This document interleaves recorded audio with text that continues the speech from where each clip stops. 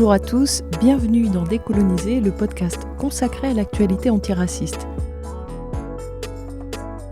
Mon nom est Malika Salin et je vous retrouve chaque semaine pour aborder une question en lien avec le racisme.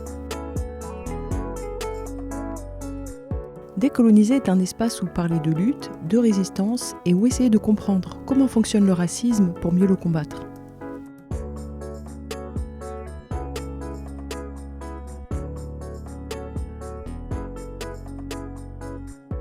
Au début des années 80 en France, la question de l'immigration devient véritablement une question politique. Question politique autour de laquelle s'affrontent deux grands pôles, la droite et la gauche, pour vraiment schématiser. Parce qu'il y a cette présence immigrée et aussi issue de l'immigration, une présence non voulue dont on a essayé de se débarrasser par les politiques de retour forcé, mais ça n'a pas fonctionné et rien n'a été prévu pour gérer cette présence.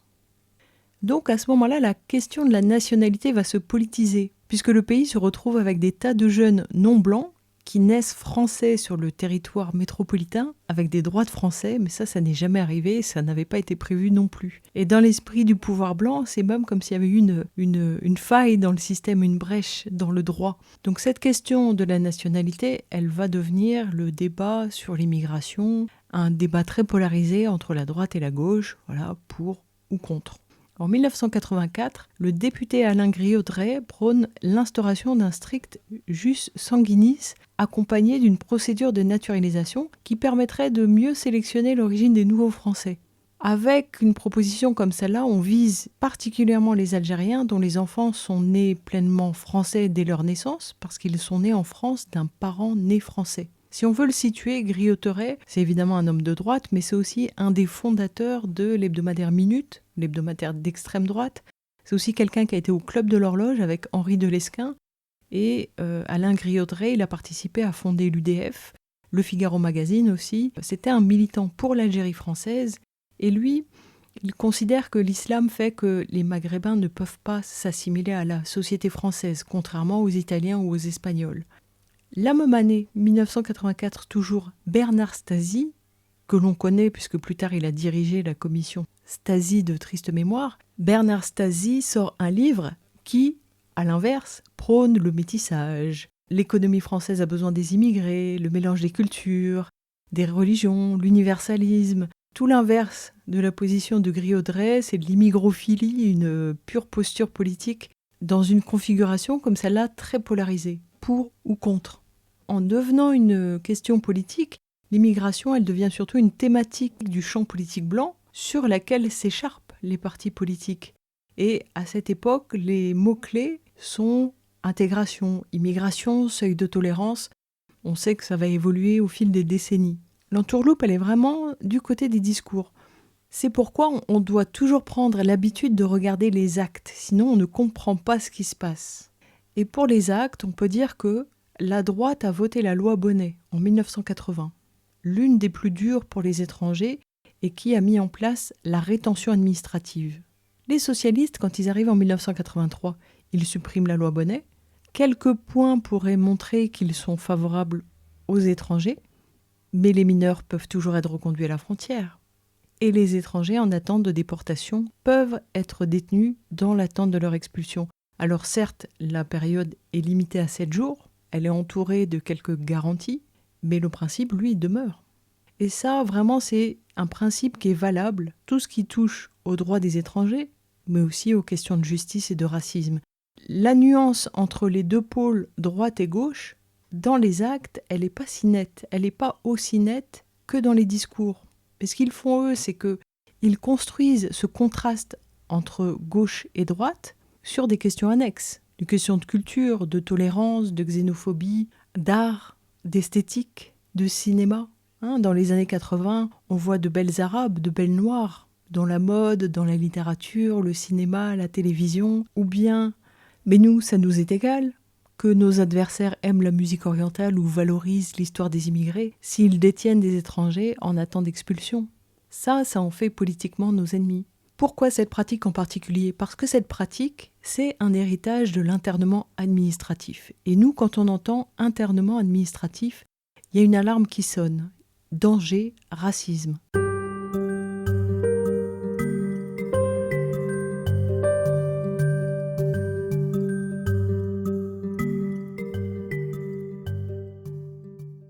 l'internement administratif, c'est quoi ?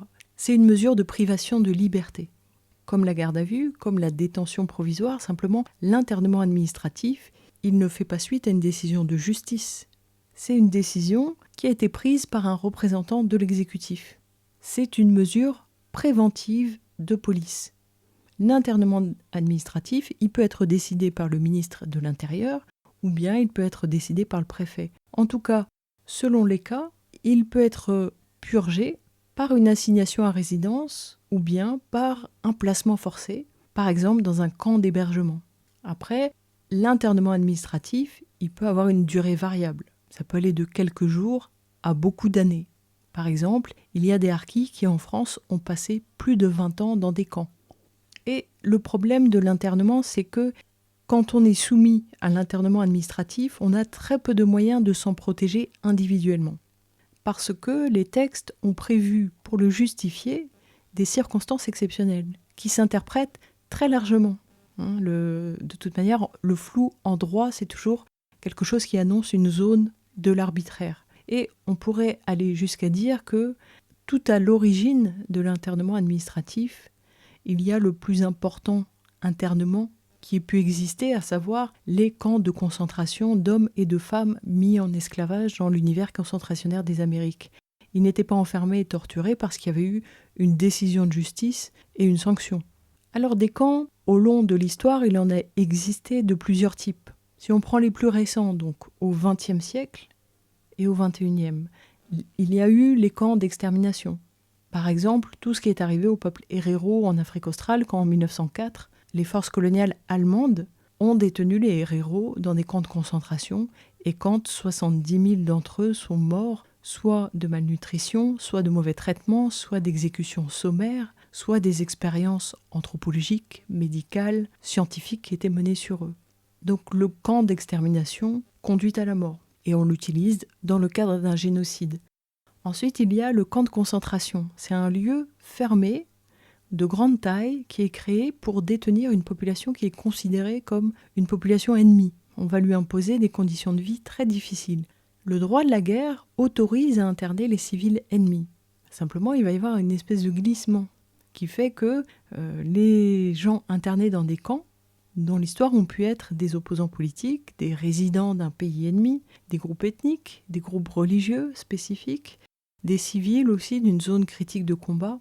Ainsi, en Libye, au début du XXe siècle, les colons italiens ont utilisé les camps d'internement pour mater la révolte des autochtones et pour contrôler la population, parce que la population, elle était fortement derrière le Shir Omar el-Mokhtar, qui était le leader de la rébellion. Et les Italiens voulaient mater la révolte. Pour ça, ils ont massivement parqué la population, et la population, comme les conditions de vie étaient très dures et comme il y avait des violences, la population mourait et elle pouvait également être exécutée parce que les Italiens pratiquaient l'exécution pour l'exemple. D'ailleurs, quand les Italiens capturent finalement, au terme de plusieurs années, Al-Mortal, ils l'exécutent dans un des camps après avoir fait venir 20 000 Libyens pour leur envoyer un signal et pour en même temps signifier la fin de la pacification. Donc là, on est quand même déjà dans un détournement de l'usage légal. Également, quand les Américains détiennent dans des camps de concentration sur leur territoire des Japonais américains après Pearl Harbor. Là aussi, les Américains étaient dans un détournement raciste de l'usage légal des camps en temps de guerre. Pendant les 2 guerres mondiales, des camps sont mis en place par la France pour interner des individus réputés dangereux pour la défense nationale ou pour la sécurité publique. Donc on considère que l'institutionnalisation, c'est-à-dire la normalisation des camps, elle date de 1939. On y met les civils du camp ennemi, évidemment, mais on y interne aussi des juifs, principalement étrangers, des résistants, des engagés allemands de la Légion étrangère, des Roms, comme par exemple au camp de concentration de Montreuil-Bellay, et puis aussi des antifascistes d'Europe centrale qui étaient venus se réfugier en France. En 1945, la pratique est délaissée, mais elle va reprendre quelques années après, d'abord sur le territoire algérien en 1956, avec des camps de regroupement. Là, la France veut lutter contre le FLN, donc elle va définir des zones accaparées par les Français, où les Français regroupent la population sous des villages de tentes, et ces villages de tentes sont sous surveillance militaire très stricte, et dans le reste de la zone, toute vie est interdite et sera supprimée. Dans ces camps, on pouvait trouver jusqu'à 1 millier de civils, Mais comme les conditions étaient très strictes, très rudes, et que les gens étaient privés de leurs terres, la mortalité elle était élevée, surtout chez les enfants. Donc sur le territoire algérien, ce sont les militaires qui arrêtent, qui maintiennent dans un centre de transit pour interroger, avec plein de guillemets interroger, puisqu'on sait que interroger c'était torturer, puis transfèrent dans un camp pour une durée illimitée. Entre les prisons, les camps d'internement, les centres spéciaux et les assignations à résidence, il y a 40% de la population algérienne, enfants et vieillards compris, qui a été d'une manière ou d'une autre enfermée. D'ailleurs, en 1959, un rapport officiel pose la question pour l'Algérie. Dans quel objectif continuons-nous à arrêter et interner? Ou on continue comme ça et on transforme l'Algérie en un vaste camp de concentration? Ou on réfléchit à la libération des internés? Donc eux-mêmes reconnaissaient à quel point c'était massif. Et c'est la technique française, puisqu'elle est aussi utilisée au Cameroun contre les indépendantistes de l'UPC. Et elle est utilisée sur le territoire métropolitain. L'état d'urgence de 1955, on l'avait déjà vu, il autorise l'assignation à résidence des personnes dangereuses pour l'ordre public. Ce qui est une manière pudique de dire les Algériens. Le texte de 1955 précise qu'il n'y aura pas de camp. Pourtant, un an plus tard, il y a une prise en charge et un hébergement. Les premiers temps, il fallait que la personne ait d'abord été condamnée pour terrorisme et ensuite, elle était internée dans un camp. Donc les gens passaient de la prison au camp d'internement. Mais ce critère a été levé en 1958 par l'ordonnance du 8 octobre qui a autorisé l'internement administratif ou bien l'assignation à résidence, je cite, des personnes dangereuses pour la sécurité publique en raison de l'aide matérielle, directe ou indirecte, qu'elles apportent aux rebelles des départements algériens. Et pourtant là, les camps sont légalement interdits. Pourquoi l'assignation à résidence? Parce qu'elle permet de contrôler le domicile, hors procédure judiciaire. Et surtout, donc désormais, la police, elle peut interner en métropole sans passer par un juge et sans limite de durée. Donc la police arrête. Ensuite, sur autorisation du préfet, elle transfère en camp d'internement après un passage au camp d'identification. Et ce qui permet de ratisser large, ce sont les contrôles d'identité.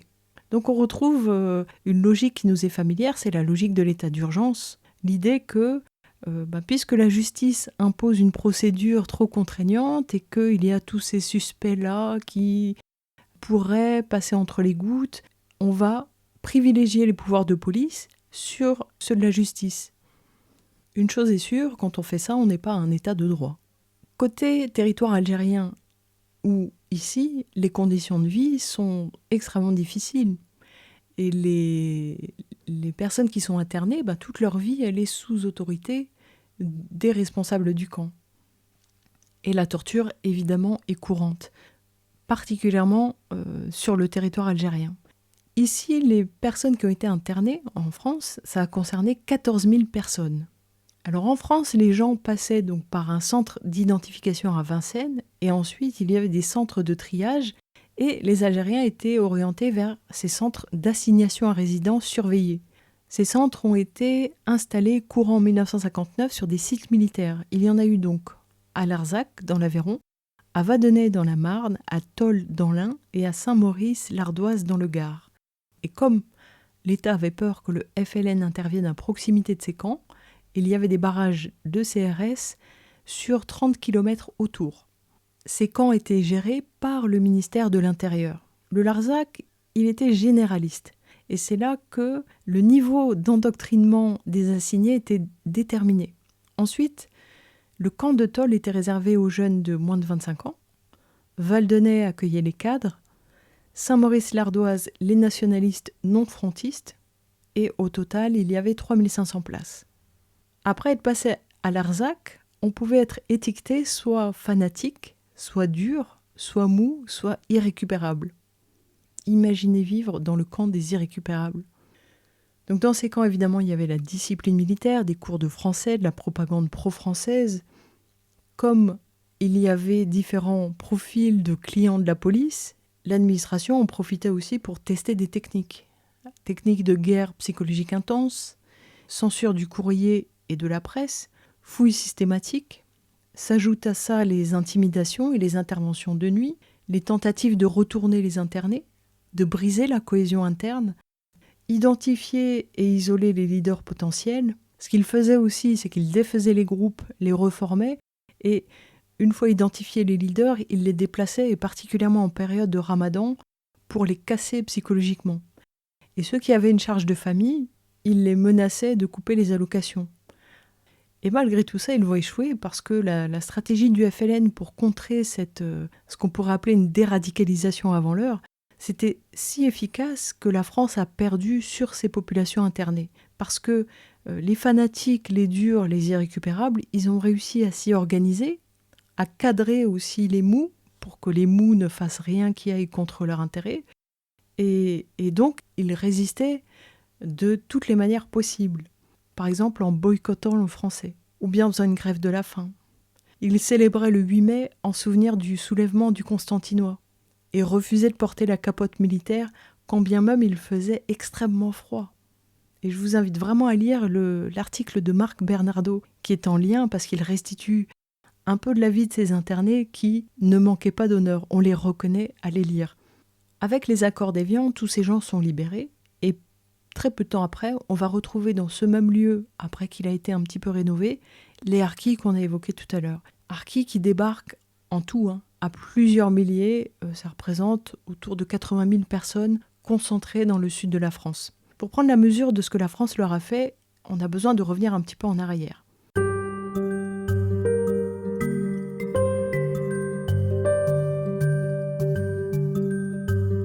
Notamment sur ce que ça signifie en France, être français. En France, il y a une règle qui a été choisie, c'est la règle du droit du sol. Même si ce n'est pas purement à 100%, il y a quelques nuances. Mais la règle ici, en latin, c'est jus soli, le droit du sol. C'est une notion juridique qui permet aux personnes de réclamer la nationalité de l'endroit de leur naissance. Cette règle-là, elle remonte au Code civil de 1804, et elle est valable, y compris pendant la colonisation de l'Algérie. Donc en 1945, le sol français, ça inclut la métropole, les territoires outre-mer et l'Algérie. C'est ce qui fait qu'il y a des Français musulmans. Quand en 1962, il y a toutes ces personnes qui quittent l'Algérie pour venir vivre en France, seulement une partie va conserver sa nationalité. Et c'est vraiment intéressant d'écouter les catégories parce que aujourd'hui encore, en 2020, il y a des gens pour dire « Oh, mais on est tous français, il n'y a pas de différence ». Pour dire ça, il faut être vraiment inconscient de l'histoire de son propre pays, parce que l'État français a passé son temps à instituer des différences. Ainsi, en 1962, il a décrété que ne restaient français automatiquement que les personnes d'ascendance métropolitaine, c'est-à-dire les personnes qui, avant la colonisation, vivaient en métropole. Ensuite, les personnes d'origine européenne ayant acquis la nationalité française en Algérie. Ça veut dire que ça peut être des Italiens, des Polonais, des Espagnols, des Allemands, etc. Autre catégorie, les personnes de religion juive originaires d'Algérie, rapport au fameux décret Crémieux d'assimilation. Les personnes dont au moins un des parents relevait du statut civil de droit commun, attention c'est très technique, droit commun, c'est-à-dire blanc ou assimilé. Et puis, les indigènes musulmans qui, avant l'indépendance, avaient été admis à la citoyenneté française par décret ou par jugement. On a vu ça il y a quelques émissions, c'était vraiment très peu de gens parce que la procédure était très difficile. Donc on pourrait résumer que conservaient automatiquement la nationalité française les blancs et assimilés, et puis qui ne la conservaient pas les autres, à savoir les Français musulmans. Sauf que parmi eux, il y avait les harkis qui ont pris, eux, les armes contre leurs propres frères, et dont la vie à ce moment-là est absolument menacée en Algérie. De toute manière, eux, leur projet, ça n'a jamais été de vivre dans l'Algérie algérienne. Quelles que soient les raisons de leur engagement pour la France, eux, ils imaginent que ce qu'ils ont fait, ça leur a permis de gagner leur nationalité. Eh bien, eux, la France, elle ne leur donnera pas leur nationalité. Ces gens qui ont littéralement tout, mais tout donné, tout ce qu'un homme peut donner. Ils se retrouvent sans pays en 1962. L'Algérie n'est plus leur pays. Eh bien, la France, elle ne leur donne pas automatiquement la nationalité. Mais elle la donne au colon allemand qui, lui, n'a strictement rien fait pour la gagner. Si ça, c'est pas du racisme. Et donc, les harkis, eux, ils ont dû confirmer leur nationalité. C'est-à-dire, par un acte administratif, adhérer à la France. Demander la nationalité, disons-le, faire allégeance devant un juge. Et ça, c'est vraiment un message très clair pour les non-blancs. La France, ça se mérite. Il faut se soumettre et demander poliment. Et en parallèle, la France fait tout pour éviter que ces harkis viennent, à part évidemment les musulmans de qualité, ceux que la France considère comme étant assez cultivés pour être français. Les autres, ils n'en veulent absolument pas. De Gaulle considère que rien ne permet de les différencier de l'immigration algérienne en France et que de toute manière, ce ne sont pas de vrais Français. Mais l'italien, si. Donc si même participer à torturer ses propres frères, ça ne fait pas d'eux des Français, c'est que Français c'est une race, parce que qu'est-ce qu'on peut faire de plus ? Pour les dissuader de venir, la France, elle va faire ce qu'elle fait toujours. Elle met en place une procédure administrative écrite extrêmement complexe, donc complètement dissuasive, parce qu'il y a peu de chances que ça aboutisse. Et bien malgré ça, il y en a quand même qui arrivent à être rapatriés et qui confirment leur nationalité en arrivant. Et là, on se dirait, après avoir fait tout ça, forcément, ils deviennent français. Mais non. Pour les maintenir en dehors de la nation, l'État va les nommer les harkis pour les différencier des Français. Et surtout, il va les parquer dans des camps pour longtemps. Voilà, définitivement, français, c'est un privilège auquel leur race ne leur donne pas accès. Et donc, une partie de ces réfugiés musulmans indésirables se retrouve dans le Larzac. Les préfets n'en veulent pas parce qu'ils ne veulent pas se retrouver avec, sur leur territoire, à la fois des pieds noirs, des anciens de l'Ouest, des Algériens et des harkis. Pour eux, ça peut tourner vinaigre. Et donc là vient l'idée d'isoler ces harkis. L'armée est sollicitée pour installer des camps de transit et de reclassement, et puis pour encadrer. Ainsi, dans un camp, ce sera un régiment de tirailleurs marocains qui va encadrer les familles. Mais il ne faut pas s'imaginer que tout le monde se met en quatre, parce que au même moment, il y a les Européens rapatriés qui arrivent, et donc les harkis ne sont absolument pas la priorité, bien au contraire. Donc finalement, ils vont être placés dans des zones forestières inhabitées, qu'ils vont par là repeupler, et puis en même temps, les autorités se disent que, comme ce sont des zones où il y a des risques d'incendie, cette présence peut être positive. Donc il y aura évidemment le camp de Rivesaltes, le très grand camp de Rivesaltes, où 22 000 d'entre eux vont passer avant d'aller dans les hameaux forestiers. Des supplétifs guinéens aussi vont passer par Rivesaltes. Et ces hameaux forestiers, ces camps de transit, ce sont des ghettos. Des ghettos qui maintiennent les harkis dans un état de mineurs, parce qu'il y a un règlement intérieur sévère, parce qu'ils n'ont aucune autonomie ni liberté de circulation, parce qu'ils vivent en vase clos, ils vont même à l'école dans le camp entre eux, on leur livre la nourriture pour qu'ils n'aillent pas faire de courses à l'extérieur, ils ne sortent que pour travailler. Et quand les adultes enfreignent le règlement, ils peuvent être internés en psychiatrie pour plusieurs mois, internement dont ils reviennent en général en ayant perdu la raison. Et certains vont passer énormément d'années dans ces camps. Et pourtant, sur le papier, ce sont des Français. Ça, c'est de l'internement administratif, sur critères racial. Donc quand les socialistes légalisent la rétention administrative en 1981, les centres de rétention administrative, ils le font dans le prolongement de toute cette histoire.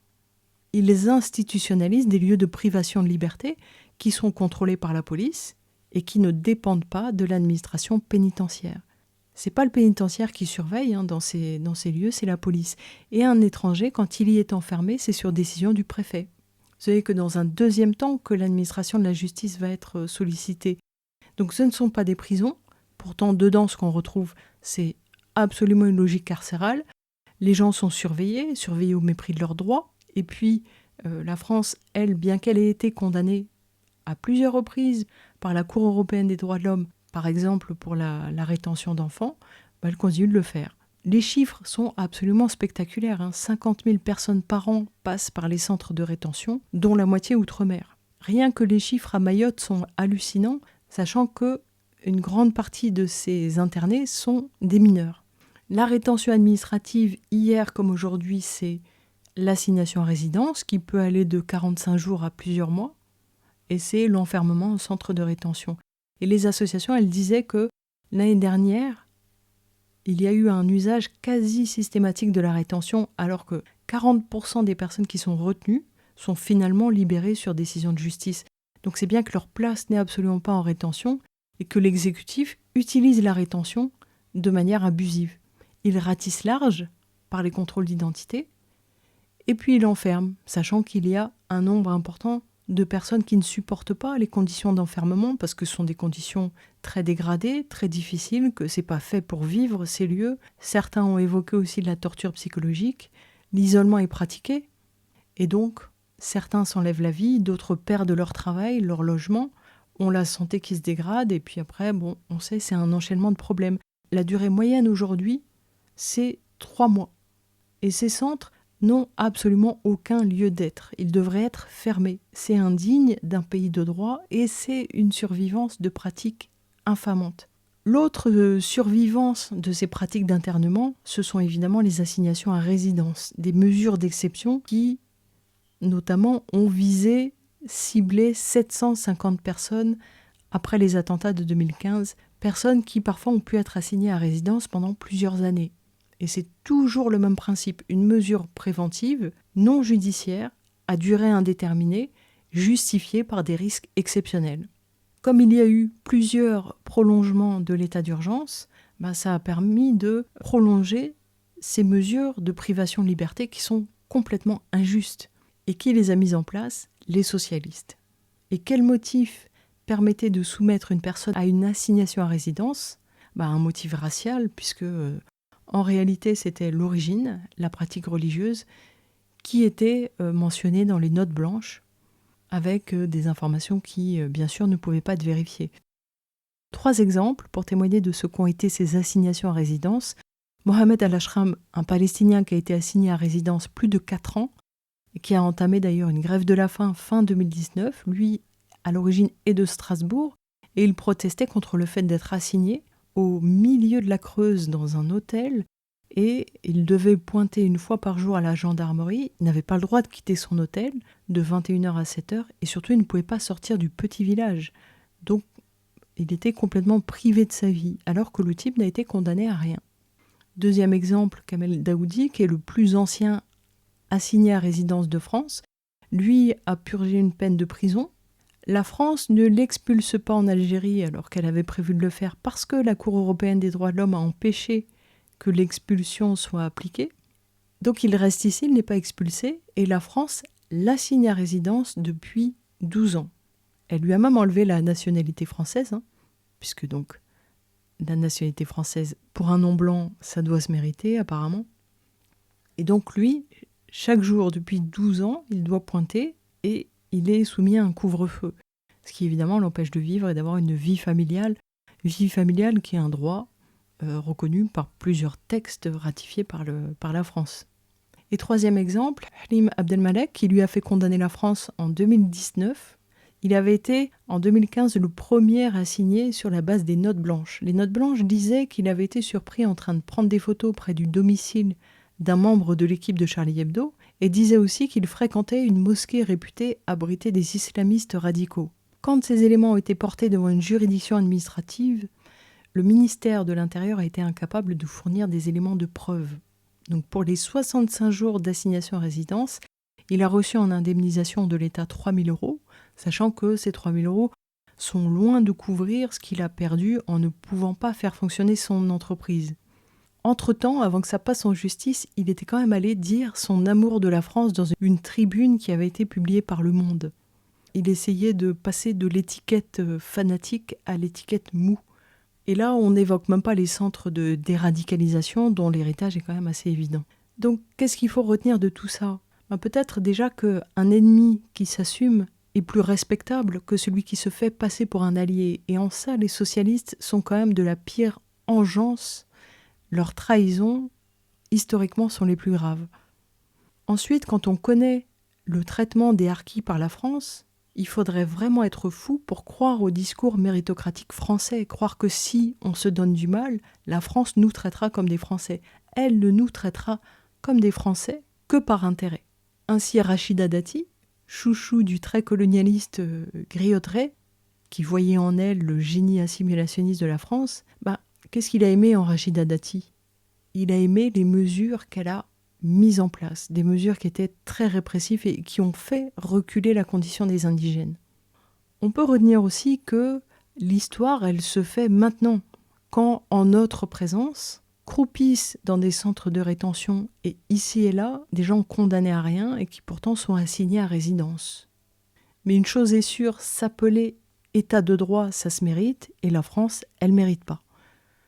Et enfin, ce qu'on peut faire, c'est un constat que la littérature sur l'histoire des camps, elle fait abstraction de la période des traites, et ça, c'est quand même très choquant. Ça montre une forme d'éclatement, c'est-à-dire que tout est décontextualisé, tout est éparpillé et perd complètement de son sens. Et on essaie d'examiner les choses détail par détail.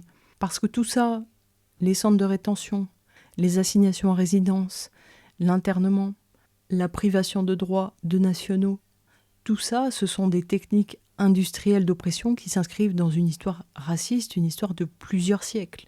Et si on ne fait pas attention, on peut être complètement baladé par le pouvoir blanc qui guide un peu nos indignations et qui, par exemple, va nous inciter à hurler quand des camps ignobles sont découverts en Libye ou dans le Sahara.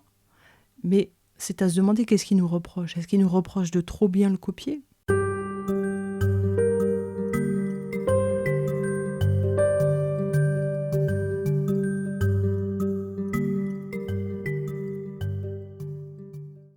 Aux combattants pour l'Algérie passés par le camp du Larzac et dont le souvenir nous gonfle de fierté.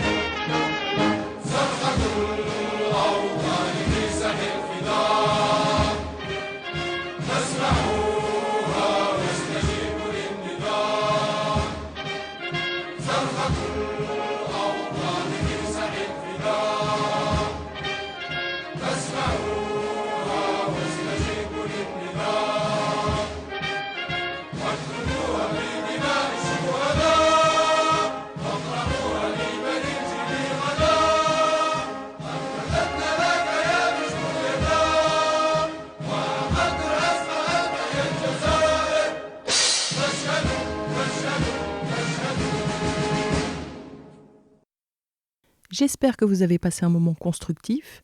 Si vous souhaitez réagir à l'émission, vous pouvez commenter sur la page Facebook Décoloniser et sur Twitter à Décoloniser1. Pour vous abonner, rendez-vous sur les plateformes SoundCloud, Spotify, Anchor et YouTube.